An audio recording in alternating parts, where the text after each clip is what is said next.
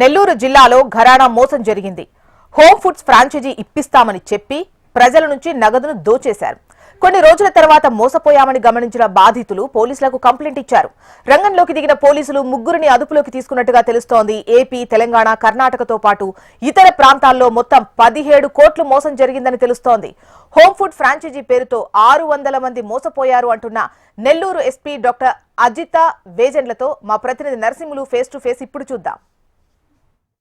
గ్రామీణ నిరుద్యోగులు ఉపాధి అవకాశాలనే ఆసరాగా తీసుకుని ఇటీవల కొందరు ఫ్రాంచైజీల పేరుతో రకరకాల మోసాలకు పాల్పడుతున్నటువంటి పరిస్థితి తరచూ కనిపిస్తుంది. ఈ క్రమంలో ఇటీవల నెల్లూరులో గ్రామీణ ఫుడ్స్ పేరుతో కొందరు ఫ్రాంచైజీలను ఓపెన్ చేసి అనేక మంది నిరుద్యోగులకు టోకరా వేశారు. ఈ కేసును నేరుగా కొందరు బాధితులు జిల్లా ఎస్పీ దగ్గరకు వచ్చేసి తమ సమస్యను చెప్పినటువంటి వెంటనే స్పందించినటువంటి జిల్లా ఎస్పీ గారు వాళ్ళని వాటిపైన ఒక ప్రత్యేక బృందాలతో విచారణ చేపట్టారు. అందులో దాదాపుగా కొందరు ప్రముఖులందరినీ కూడా, అందులో బాధ్యులైన వాళ్ళందరినీ కూడా అదుపులో తీసుకున్నారు. ఈ కేసును ఎలా ఛేదించారు, ఈ గ్రామీణ ఫుడ్స్ ఏ విధంగా స్టార్ట్ చేశారు, బాధితులు ఎలా ఫిర్యాదు ఇచ్చారు, ఆమె ఏం మాటలు అడిగి తెలుసుకునేటటువంటి ప్రయత్నం మనం చేద్దాం. మేడం చెప్పండి, ఎలాగా ఈ కేసును, ముఖ్యంగా గ్రామీణ ఫుడ్స్ అనేది మీకు ఎలా వచ్చింది?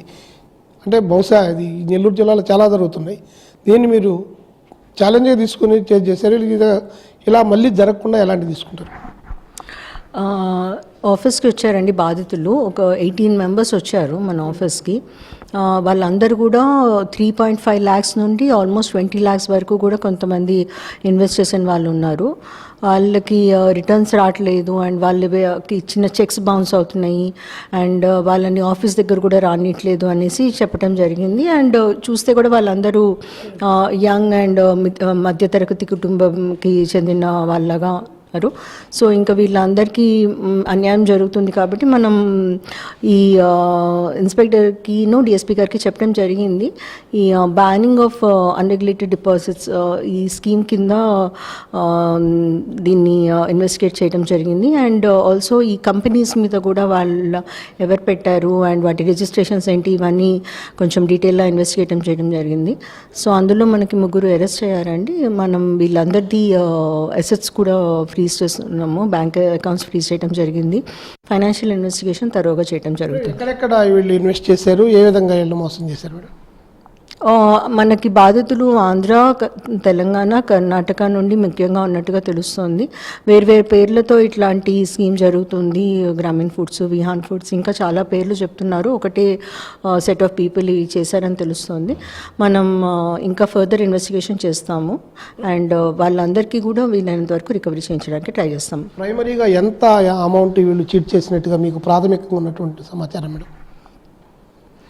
ఇది ఇంకా ఇన్వెస్టిగేషన్ జరుగుతుందండి. నేను కనుక్కుంటాను. యాజ్ ఆఫ్ నో ఒక 500 మంది దాకా బాధితులు ఉన్నారని అయితే తెలుస్తుంది.